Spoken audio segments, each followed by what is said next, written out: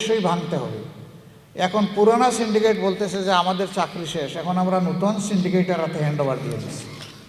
আপনারা কি নতুন সিন্ডিকেট চিনেন?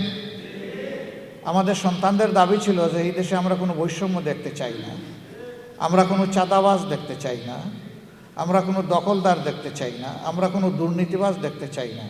5 তারিখের পরে এখন তো চাঁদাবাজি নাই।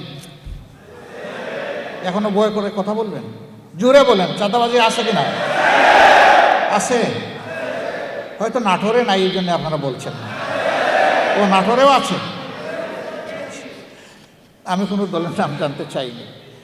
এরপরে ফুটপাতের দখল থেকে শুরু করে আমাদের ভিক্ষুক ভাই বোনেরা যে জায়গায় বসে ভিক্ষা করে, বিশেষ করে রাজধানী, সেইটাও দখলে চলে গেছে। কি আশ্চর্য ব্যাপার! সেই 2006 সালের 28 অক্টোবর থেকে শুরু করে 2024 সালের 5 আগস্ট পর্যন্ত এত রক্ত, এত জীবন, এত মানুষ পঙ্গু, এত মানুষ চাকরি হারালো, ঘর ছাড়লো, দেশ ছাড়লো, এত মানুষের ইজ্জতের উপর হাত পড়লো। তারপরেও কি এই জাতির আমাদের কোনো শিক্ষা হবে না? শিক্ষা হওয়া উচিত কিনা? তাহলে এই শিক্ষা যারা নিবে না, আমরা কি তাদেরকে সমর্থন করতে পারি? এই দেশের জনগণের বন্ধু মনে করতে পারি? শুভাকাঙ্ক্ষী মনে করতে পারি? রাজনীতিবিদ মনে করতে পারি? একজন চাঁদাবাজ কখনো রাজনীতিবিদ হতে পারে না।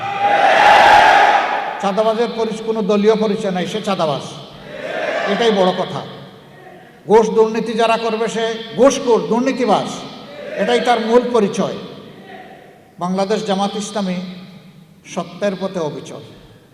অন্যায়ের কাছে আল্লাহর মেহেরবানি আপনারা দেখেছেন, মাথা নত করি নাই আমরা।